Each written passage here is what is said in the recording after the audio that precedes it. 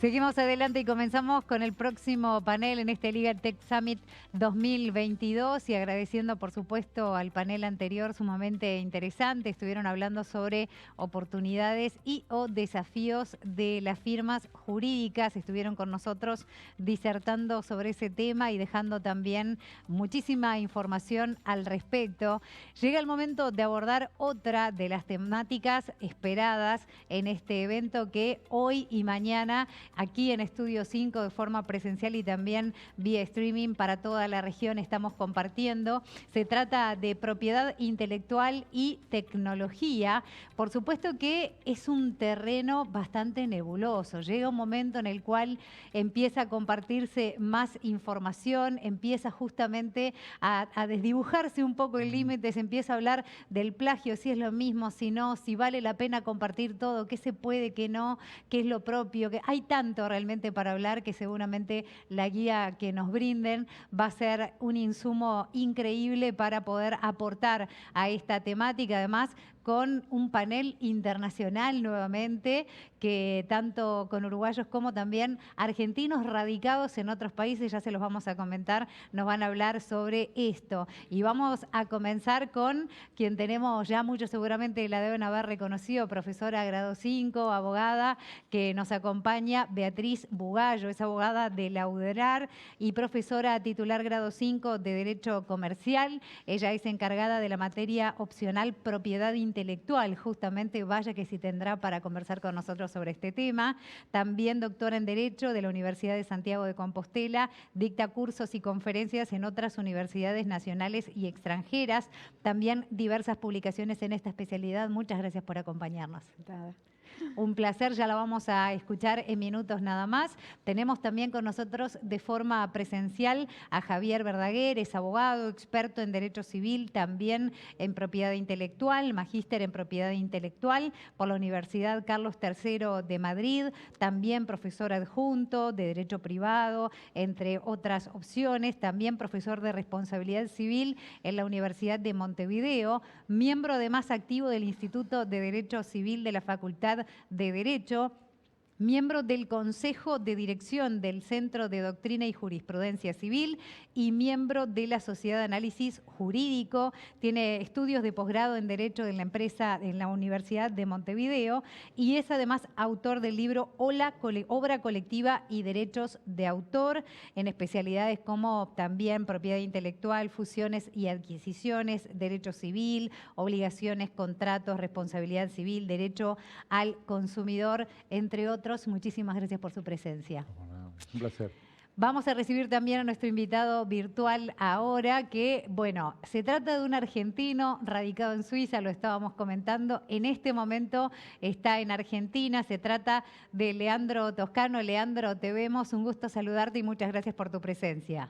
Encantado, muchas gracias por la invitación. Por favor, un placer. Yo vamos a estar escuchándolo. Es jefe de la Universidad de Desarrollo Empresarial del Centro de Arbitraje y Mediación de la Organización Mundial de la Propiedad Intelectual, OMPI, en Ginebra, Suiza. Como lo decíamos, una presencia absolutamente prestigiosa para este evento. Agradecemos su tiempo en esta instancia. Abogado además de la Universidad de Buenos Aires, con una maestría en la Universidad de Londres.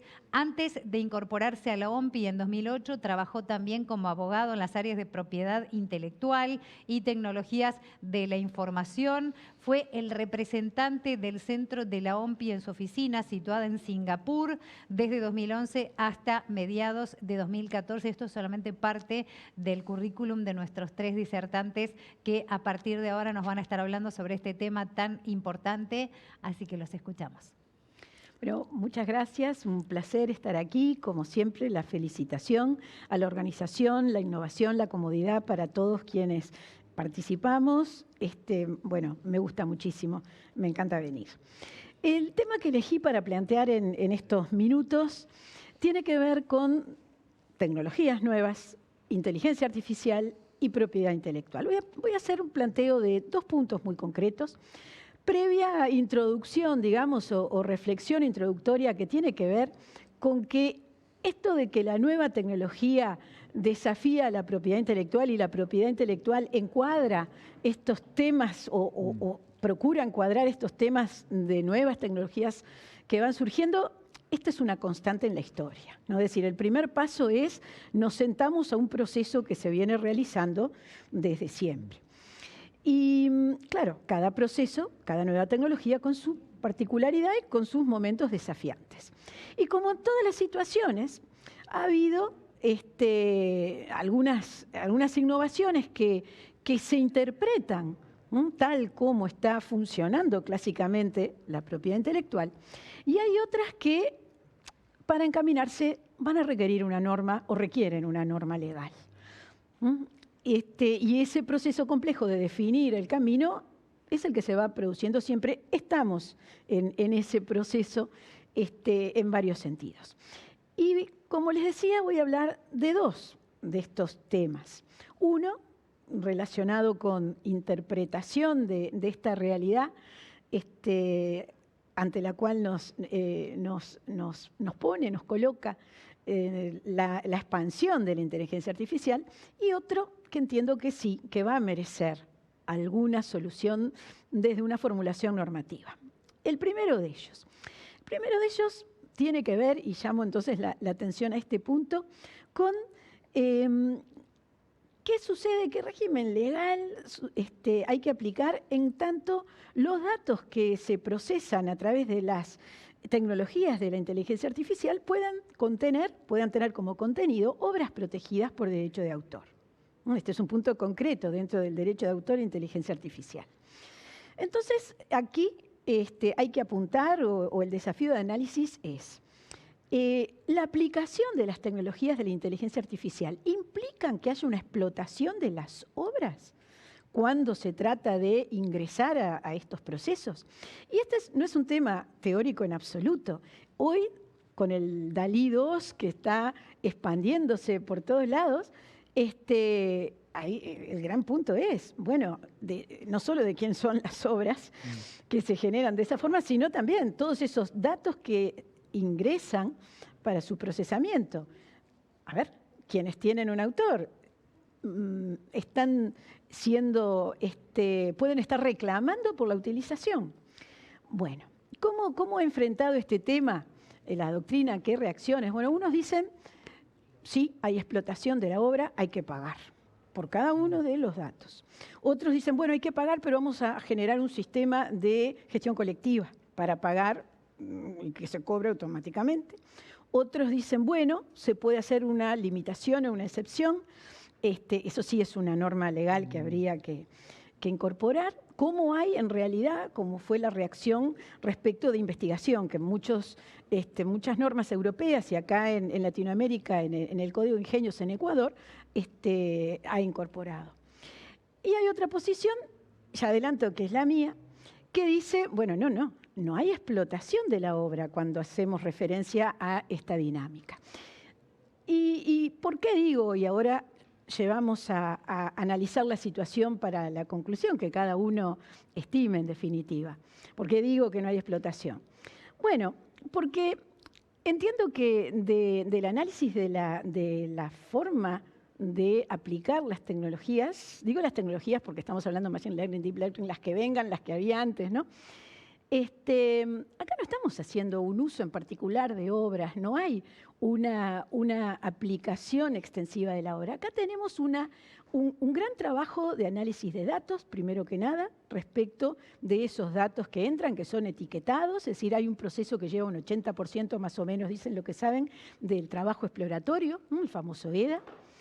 Luego hay circulación entre los nodos, entrada, entrenamiento, salida, corrección, reincorporación de datos, el famoso entrenamiento, y lo que se toma son elementos de existencia, de constatación de esos contenidos. Entiendo, por lo tanto, que no hay una explotación y que esto es propio de lo que implica una aplicación tecnológica. Algo que tampoco es novedoso que se entienda, digamos, que la aplicación de una tecnología genera una mirada distinta a temas de uso, de obras o de explotación. Bien, esto sería, por lo tanto, una primera categorización de estas innovaciones y este desafío relacionado con la propiedad intelectual, que sería, no es explotación, por lo tanto, no estamos ante un escenario de ejercicio de derechos.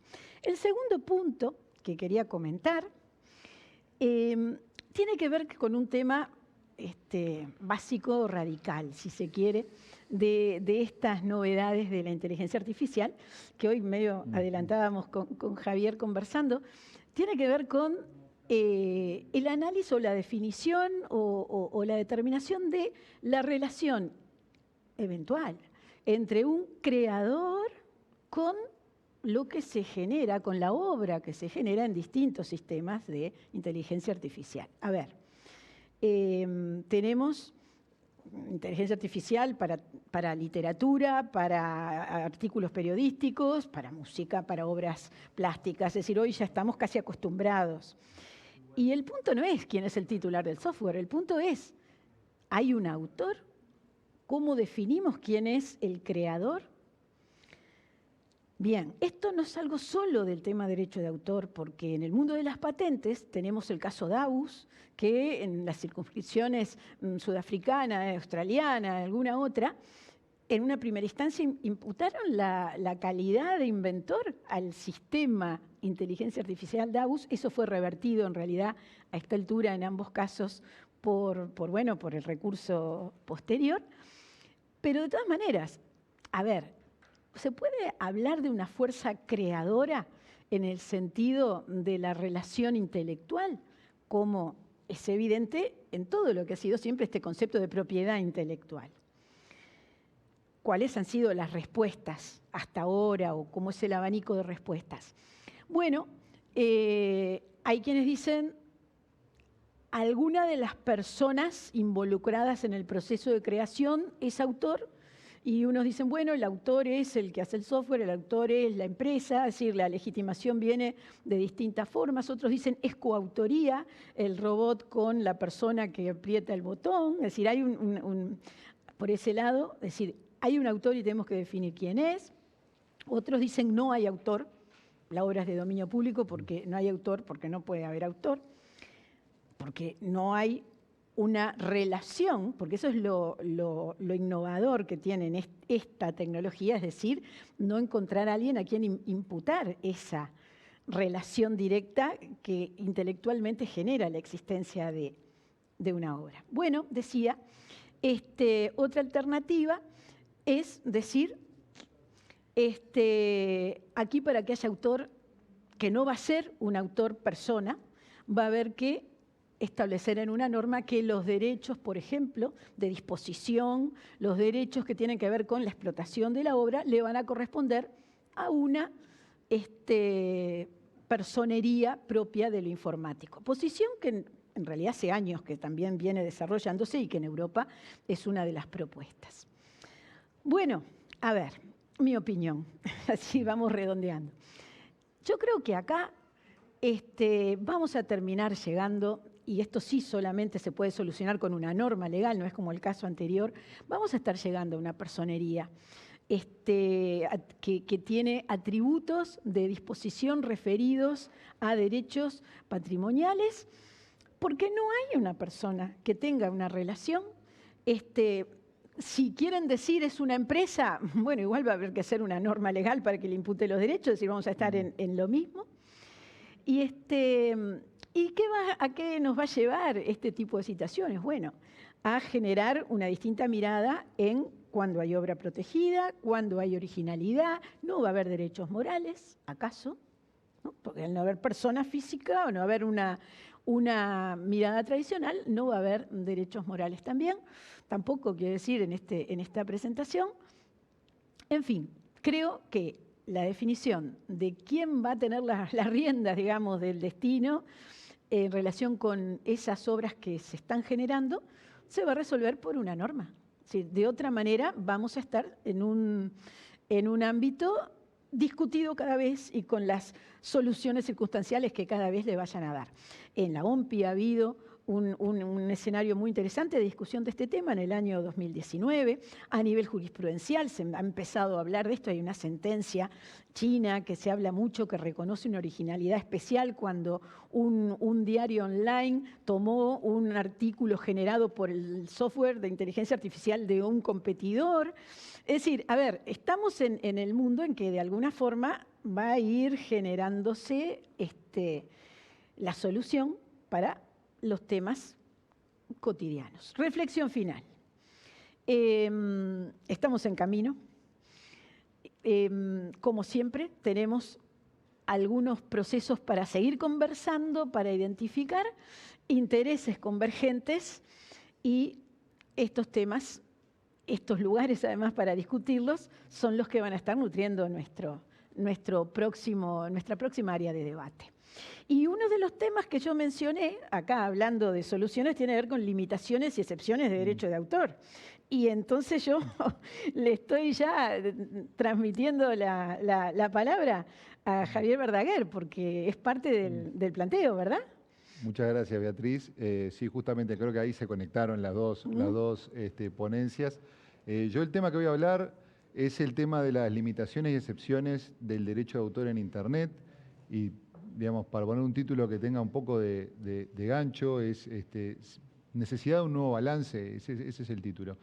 Y lo que quiero hacer en estos minutos es plantear un mensaje que me gustaría hacerlo lo mejor posible para que se entienda no solamente por expertos en propiedad intelectual, sino por cualquier abogado, pero en particular por cualquier ciudadano que escuche esto, porque están pasando cosas en materia de limitaciones y excepciones. Beatriz subrayó una bien importante, pero están pasando varias cosas en este tema y son cosas que nos afectan como sociedad.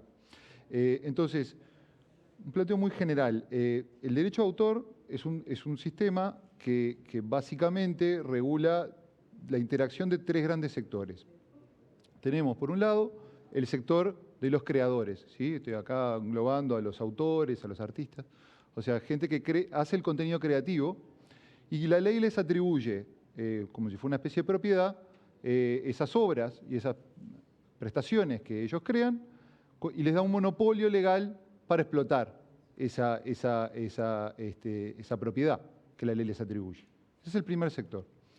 El segundo sector es la industria, ¿sí? O sea, la industria es la que contrata con el sector creativo, adquiere el derecho sobre esas obras y realiza las inversiones de capital que hay que hacer para explotar esos contenidos, divulgarlos, desde una editorial que imprime un libro, una empresa que crea un software que luego comercializa, etc. ¿Sí? Entonces, hay que protegerlos, también la ley se encarga de ellos, protegiendo un poco la seguridad y los límites en los cuales pueden contratar con los autores. Y el tercer sector de intereses que está involucrado en el tema del derecho de autor es la sociedad civil, ¿sí? O sea, los usuarios, ¿sí? O sea, todos nosotros cuando consumimos cualquier producto cultural. Entonces, a los usuarios, básicamente la ley los contempla de la siguiente manera. Primero, se supone que tienen un beneficio porque al proteger la propiedad intelectual y darles un beneficio a los autores y a la industria, ¿sí? de ese monopolio de explotar esas prestaciones, bueno, se crean obras de mejor calidad, lo cual le da mejor calidad a la cultura, a los productos culturales, al entretenimiento, demás. Pero además les da algunos otros beneficios. Por ejemplo, le establece un límite a esa protección, ¿sí? Lo que es el plazo de protección de los derechos. Entonces, después de ese plazo, las obras pasan al dominio público y se pueden utilizar por cualquiera sin pedir permiso. Pero también, y acá entramos en el tema, está el sistema de limitaciones y excepciones, ¿sí? ¿Qué es? Son casos en los cuales la ley le permite a las personas hacer un uso de las obras, en ciertos casos, sin tener que pedir permiso y eventualmente también sin pagar. O sea, un ejemplo típico, y creo que es bastante claro, es el caso del derecho de cita. O sea, cuando la ley le permite a cualquier persona la posibilidad de reproducir total o parcialmente una obra a los efectos de comentarla, analizarla, criticarla, ¿sí? Entonces ahí hay un permiso que la ley da de reproducir una obra con una finalidad que se entiende beneficiosa porque son los efectos de circular contenido, poder referirse, si no, Si yo no puedo reproducir un pasaje para poder analizarlo, porque eso implicaría una reproducción de la obra ajena, entonces eso limitaría la difusión cultural, que al final del día es el beneficio global. ¿Ah? Naturalmente, al momento de establecer un sistema de limitaciones y excepciones, hay que hacer un balance entre estos tres sistemas, ¿no? ¿Cuánto le vamos a permitir a la sociedad que pueda utilizar sin pedir permiso o eventualmente sin pagar? Eso es algo que muchas veces depende de las distintas idiosincrasias que tienen cada uno de los países. Y eso tal vez explica, eso tal vez explica por qué en los tratados internacionales que se han hecho no se ha establecido, o sea, estos tratados, me refiero en particular a las últimas generaciones de tratados, son tratados que lo que buscan es establecer un mínimo de protección.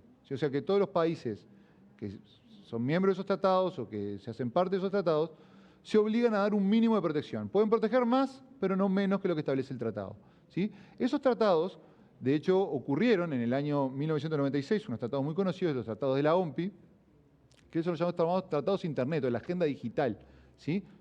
Fue bien pronto, apenas el Internet se estaba haciendo popular, estaba naciendo en forma generalizada, se hicieron tratados ¿para qué? Bueno, porque había algunas dudas de si la utilización de obras en Internet quedaba no atrapada dentro de las regulaciones tradicionales, creadas para un entorno analógico.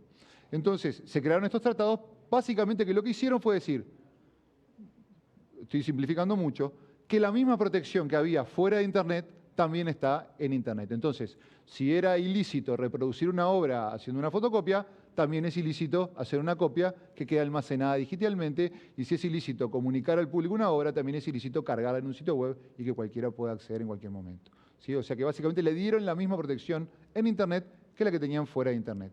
Pero no dijeron nada, más allá de alguna referencia en el preámbulo, en cuanto a las limitaciones y excepciones.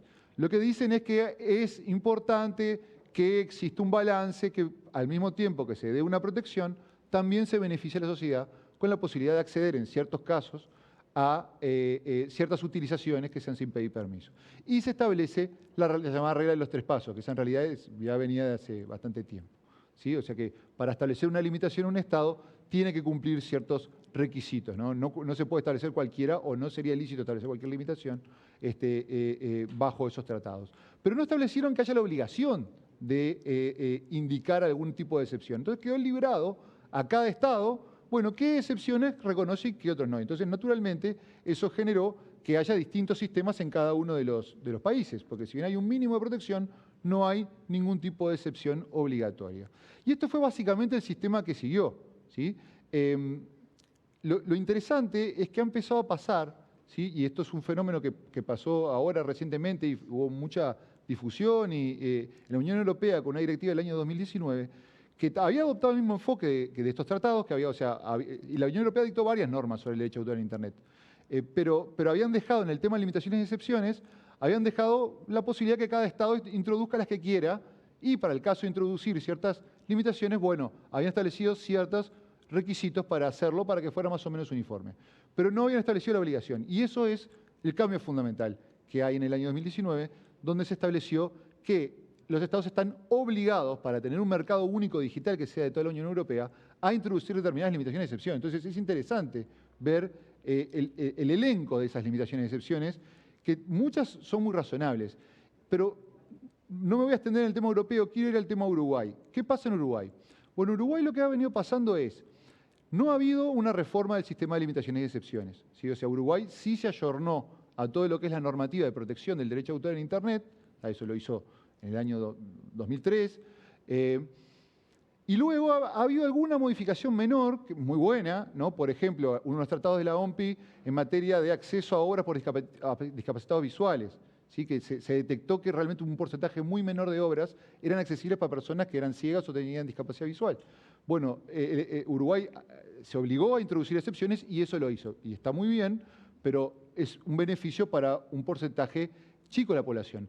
El resto de la población no se ha cambiado el sistema de limitaciones y excepciones que tenemos desde mucho tiempo atrás, y no se introdució ninguna específica. Hubo intentos de hacer esto, ¿sí? De hecho, entraron 2 proyectos más o menos juntos. Un proyecto que lo que hacía era alargar el plazo de protección. Uruguay tenía un plazo relativamente bajo para lo que es la región y el mundo, tenía un plazo de 50 años de protección después de la muerte del autor como plazo general, y este proyecto lo que hacía era extenderlo a 70 años, ¿sí? Es un proyecto que termina aprobándose en el año 2009. Y al mismo tiempo caminaba un proyecto, 2019, caminaba un proyecto que lo que hacía era reformar el sistema de limitaciones y excepciones. Entonces vemos que existe este balance, ¿no? O sea, entre un lado, dar más protección, pero por otro lado, dar más excepciones y limitaciones. Lo que termina pasando es que el plazo se termina ampliando, pero el sistema, por distintas razones, y tuvo media sanción este proyecto de limitaciones y excepciones, no terminó saliendo, ¿sí? O sea, terminó fracasando ese proyecto y ahora se volvió a presentar en el año 2020, en esta nueva legislatura, y por lo que he podido ver, no ha tenido mayor tratamiento, ¿sí? Es un proyecto que todo proyecto puede ser mejorable y tal vez algunos podrían decir podría ser más ambicioso el proyecto y más cosas, pero es un proyecto bastante concreto con cosas que regulan, por ejemplo, que a los efectos de la enseñanza se pueda reproducir determinadas obras con ciertos límites a los efectos de la enseñanza online. Que las bibliotecas y archivos y museos puedan realizar determinadas reproducciones a los efectos de conservar su propio patrimonio.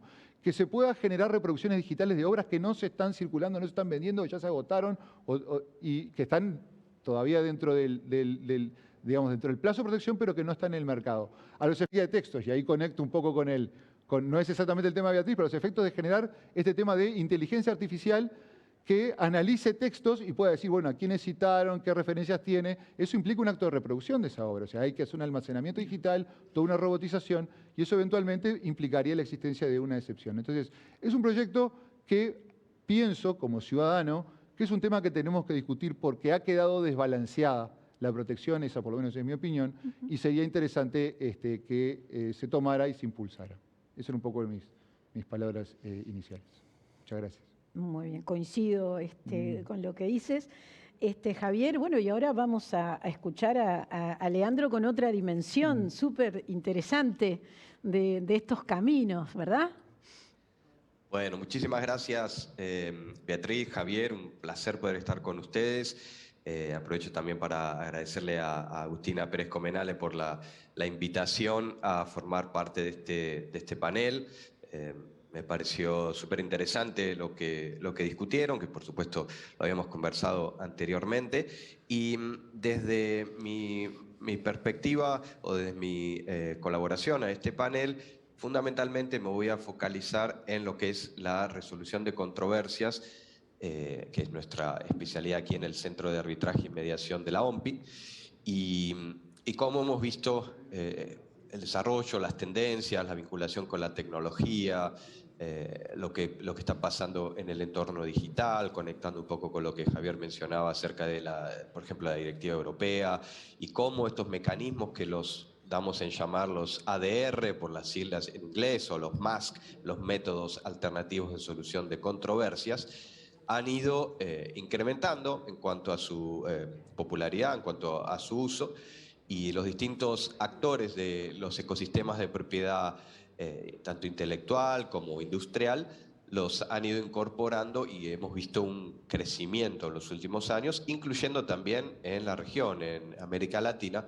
en donde hoy en día muchas legislaciones, tanto de derechos de autor como de marcas o de patentes, incluyen referencias a mecanismos como, por ejemplo, la mediación para resolver controversias. Antes que nada, bueno, imagino aquellos que no estén familiarizados con lo que es la OMPI, la Organización Mundial de la Propiedad Intelectual, es una agencia especializada del sistema de Naciones Unidas que se focaliza en ser el foro mundial en materia de propiedad intelectual. Entonces, trabaja con los distintos Estados miembros, incluyendo por supuesto Uruguay, para poder contribuir al desarrollo de la propiedad intelectual en todo lo que tiene que ver con aspectos normativos. En la OMPI, por ejemplo, como también mencionaba Javier, se negocian y se sacan tratados de distintos temas vinculados con la materia. Y dentro de la OMPI también se prestan distintos servicios, ¿no? Servicios de protección a los derechos de propiedad intelectual, como es el tema de las patentes a través del Tratado de Cooperación de Patentes, o de las marcas a través del sistema de Madrid o el sistema de la Haya para diseños. Y además también contamos con este centro de arbitraje y mediación, que es un centro que fundamentalmente brinda el marco, la infraestructura, para que no somos nosotros los que resolvemos los conflictos, sino que contamos con una lista de expertos que provienen de distintas partes del mundo, con distinta formación, fundamentalmente abogados, pero también de características técnicas, para poder ser nombrados por las partes en los casos. Y más del 70% de los casos que vemos son de una índole internacional, es decir, entre partes que vienen de distintos países. Aquí estamos hablando de conflictos fundamentalmente entre partes privadas, ¿no? Y podemos encontrar, por ejemplo, a empresas multinacionales, a pymes, a creadores, emprendedores, organizaciones de gestión colectiva, universidades, centros de investigación y desarrollo. Es decir, que es muy variado, principalmente las pymes son los que más están utilizando este tipo de servicios por cuestiones lógicas, ¿no? Las ventajas que presentan estos mecanismos para resolver conflictos internacionales superan, ¿no? la posibilidad de presentarse ante un tribunal judicial en una jurisdicción extranjera, en donde uno va a tener que litigar en un sistema jurídico diferente, probablemente en otro idioma, y demás, y también son muy utilizados para conflictos que involucran diversas jurisdicciones, donde uno puede atraer todos estos conflictos a un único procedimiento, en lugar de tener que iniciar procedimientos judiciales en cada una de estas jurisdicciones, ¿no? Por supuesto, hay algunos casos, algunos temas que inevitablemente uno va a tener que recurrir a la justicia, ¿no? Si hablamos de piratería o de productos falsificados, muchas veces será muy difícil que la otra parte acepte participar en una mediación o un arbitraje, pues son procedimientos consensuales, voluntarios. Entonces, en ese sentido, bueno, todavía, o si uno busca un precedente, ¿no? Precedentes judiciales, estos procedimientos son confidenciales, entonces uno no va a encontrar publicados laudos arbitrales, por ejemplo, salvo que las partes así lo quisiesen, pero no es algo que sucede frecuentemente. En cuanto a el uso de estos mecanismos para cuestiones vinculadas, conflictos vinculados con la tecnología, hemos visto un incremento, por ejemplo, en el área de derechos de autor, que está íntimamente relacionado con lo que es el uso de contenidos en el entorno digital, ¿no? Y aquí hablamos de cualquier material que puede ser música, que pueden ser videos, por ejemplo, que uno puede transmitir o streaming, puede, por ejemplo, subir a plataformas y demás. Y vemos entonces en este contexto algunas novedades, por ejemplo, esta directiva que mencionaba Javier, la directiva del mercado único digital en Europa del año 2019, que los países están terminando de implementar, menciona en distintas ocasiones mecanismos tales como la mediación o mecanismos alternativos fuera del sistema judicial para resolver conflictos, y está íntimamente vinculado también con las excepciones y limitaciones, ¿no? El tema de excepciones y limitaciones no es homogéneo, es decir, que en distintos países se reconocen distintas excepciones, entonces, bueno, es un tema de constante discusión y es difícil llegar a un consenso, una armonización, pero bueno, hay algunas que presentan características muy similares y esta directiva incluye una acotada lista por las cuales, por ejemplo, si alguien sube un contenido a una plataforma y ese contenido es bloqueado porque el titular de derechos, supongamos, de una canción había informado previamente a esa plataforma acerca de la imposibilidad de que cualquier usuario lo utilizase sin permiso. Entonces, hoy en día esto se funciona a través de algoritmos, ¿no? El algoritmo tiene luego una revisión humana porque el algoritmo muchas veces no puede interpretar el contexto, entonces es necesario que, supongamos el caso de una parodia, ¿no? Que un ser humano lo revise, y si aún luego de esa revisión el contenido continúa bloqueado, entonces existe la posibilidad de recurrir ya sea a los tribunales judiciales o también a un mecanismo alternativo, y en ese contexto hemos estado trabajando y desarrollando un mecanismo de lo que vamos a llamar decisión de experto, ¿no? Que no es un arbitraje, que tiene características diferentes, pero cuyo objetivo es el de resolver de manera rápida. Aquí pensemos que estamos hablando de un contenido que se sube a internet, que uno no puede demorar 6 meses, 1 año, 5 años ante los tribunales para poder resolverlo. Entonces, digamos que vemos estas tendencias en poder resolver estos conflictos de una manera más rápida, de una manera más eficiente, de una manera a través de expertos, ¿no? Que se focalicen y que sepan y que conozcan de estos contenidos, cuando muchas veces los tribunales judiciales no cuentan con esa expertise para poder resolverlo. Esto es entonces una primera introducción y seguimos ahora con las discusiones. Muchas gracias. Gracias, Dani. Bueno, muy bien. Tenemos nuestros minutos para discutir. Mientras hablaba Leandro, yo pensaba qué importante es tener presente la inclusión de la cláusula de arbitraje de la OMPI por la expertise a todo nivel de contratación de estos temas, ¿no? Hay, están en la propia web, además, parece que le estoy haciendo promoción, pero lo hago como convencida de que lo que puede ser ese costo de algo distinto para la organización termina siendo un gran ahorro por tiempo y por especificidad, ¿verdad? En lo que son las soluciones. Bueno, hay otros panels en esta jornada sobre temas de arbitraje, así que van a poder seguir con ese punto. Y bueno, cuando sigo diciendo un tema para Javier que había pensado, cuando estaba escuchándote sobre limitaciones y excepciones, a ver, es como la misma necesidad de actualización de los temas de protección que yo decía al hablar de inteligencia artificial y nueva tecnología, está con las limitaciones y excepciones y nuevas tecnologías.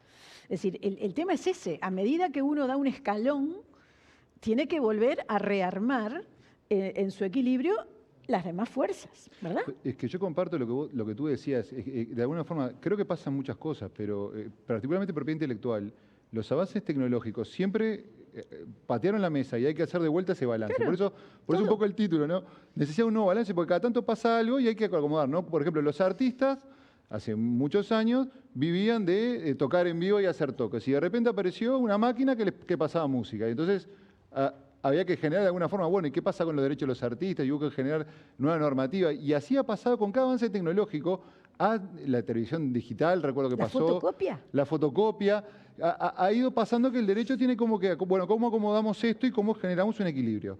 Pero con Internet, mi sensación es que con los tratados iniciales hubo como una necesidad de proteger a la industria, a los creadores, pero no hubo, y seguramente no hubo otro remedio, porque negociar excepciones y limitaciones que sean obligatorias debe ser desgastante.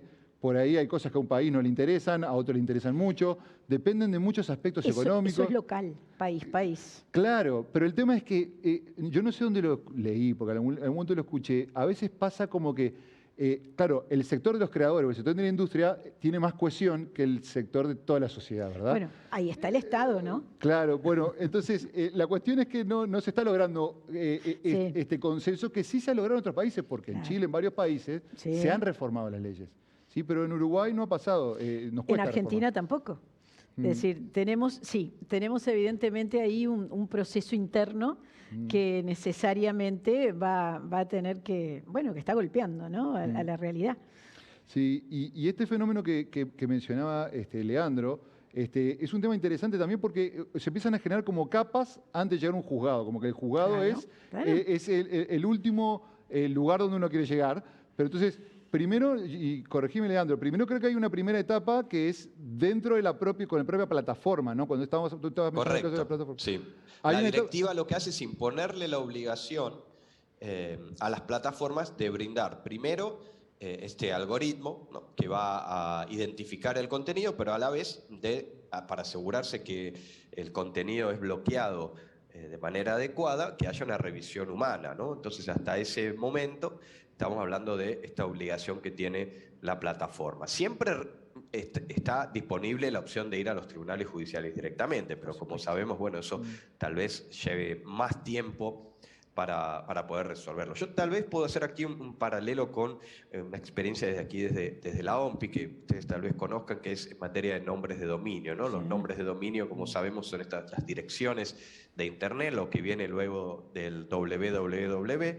Y cuando la Internet comienza a ser utilizada de una manera más masiva, más popular, claro, muchos astutos registraron marcas famosas como nombres de dominio sin tener los derechos, ¿no? Nosotros sabemos que en el derecho marcario uno puede registrar una marca que es idéntica para distintos productos y coexistir en el mercado si no hay inconvenientes entre las partes, es algo que es posible. Pero en Internet vamos a tener un único, por decir alguna marca, coca-cola.com, ¿no?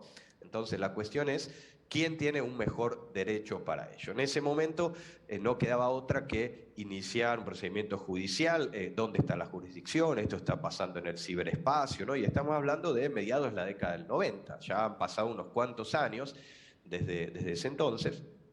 Y estos conflictos siguen hoy presentes y seguimos viendo un incremento en el uso de estos mecanismos para poder resolverlo. Entonces, desde la OMPI ya llevamos desde el año 99 administrando estos procedimientos y hoy, por ejemplo, el año pasado hemos tenido más de 5.000 casos, que es un récord. Cuando comenzó este procedimiento veíamos unos 1.500, 2.000 al año, hoy en día estamos viendo más de 5.000, con la pandemia esto se ha incrementado porque creció el fraude en línea, el phishing, el registro anticipado y mala fe de nombres de dominio, pero es un ejemplo claro de un mecanismo sólido que se desarrolló hace ya más de casi 25 años en un mundo en el que la tecnología evoluciona muy rápidamente, ¿no? Estamos hablando de conflictos en Internet y este procedimiento hoy en día sigue siendo la mejor manera de poder recuperar un nombre de dominio. Ha evolucionado, digamos, los ciberocupas se han vuelto más sofisticados, los casos son más complejos, pero digamos que esta política que se redactó, en la que participó la ICANN, ¿no? Esta entidad que regula lo que es el sistema de nombres de dominio, y que bueno, es un procedimiento que es administrativo, que es un procedimiento que no quita la posibilidad de recurrir a los tribunales judiciales, que está limitado en sus efectos. El efecto es únicamente recuperar el nombre de dominio. Aquí no hay indemnizaciones, no hay pago de daños y nada por el estilo. Es totalmente en línea, no hay audiencias, es un único intercambio demanda y contestación y se resuelve en unos 60 a 90 días. Entonces es un ejemplo de un procedimiento que ha resultado ser muy muy sólido y muy exitoso. Hoy en día vemos también otros temas como lo que es el metaverso, ¿no? En donde encontramos en algunos términos y condiciones, porque cómo funciona el sistema de nombres de dominio. Cuando uno registra un nombre de dominio, está aceptando en los términos y condiciones someterse a este procedimiento en el caso de que haya un conflicto. Entonces ya uno está dando su consentimiento a participar en el procedimiento y por supuesto el demandante al presentar la demanda también está dando su consentimiento. Entonces se perfecciona de esa manera y el procedimiento puede llevarse a cabo y es válido. En temas como en ámbitos como el metaverso, ¿no? Estamos viendo ya la incorporación de cláusulas de mediación y arbitraje en términos y condiciones para, por ejemplo, conflictos entre usuarios dentro del metaverso, ¿no? Entonces, es tal vez la nueva fase en la que nos tendremos que encontrarle ¿no? Maneras de poder resolver conflictos de manera eficiente, que ya está aquí, ¿no? Ya no es el futuro, sino que es el presente. Así que bueno, es un poco algunas tendencias que también me gustaba destacar. Me voy a tomar el atrevimiento de destacar dos cosas más de lo que decía Leandro. Una que gracias a ese sistema eficiente en costo-tiempo, para la resolución de conflictos en materia de nombres de dominio, eso que era una piratería de te pido una cantidad de plata porque tengo... bajó, porque al no demorar tiempo en solucionarlo y hacerlo en un costo muy bajo, le pinchó el negocio al infractor.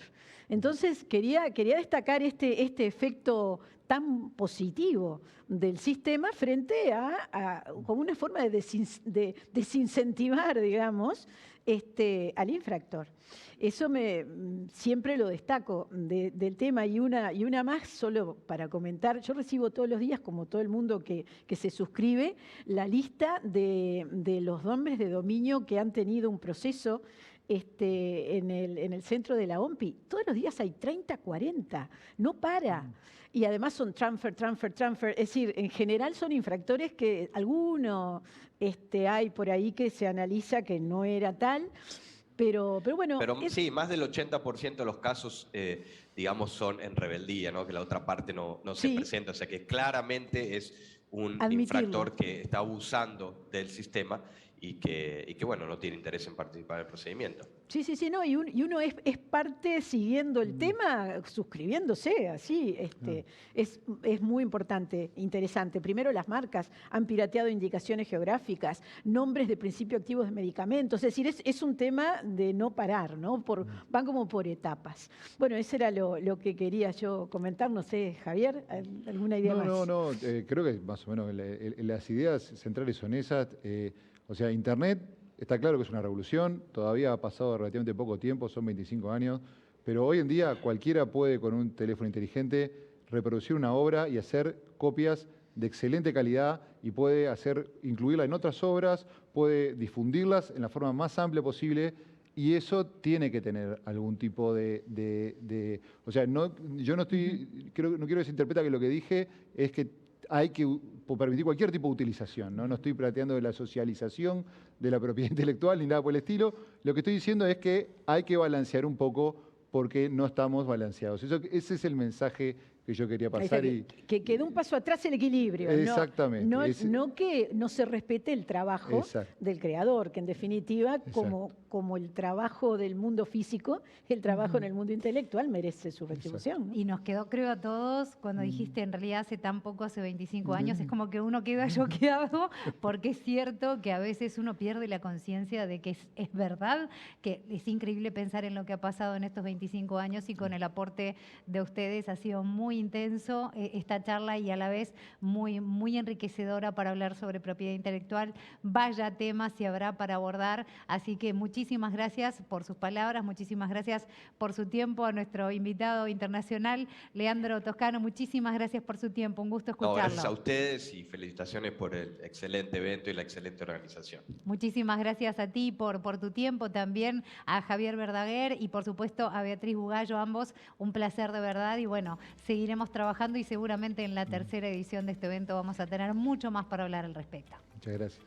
Un placer muy entonces. Amable, gracias a todos. Ya les adelanto que en minutos nada más en este Legal Tech Summit vamos a estar hablando sobre la tecnología asociada ahora a lo que son los negocios rurales. Otra temática sumamente interesante con un panel de expertos que van a hablar sobre Agrotech, panorama y futuro de los negocios rurales. Así que en segundos nada más regresamos.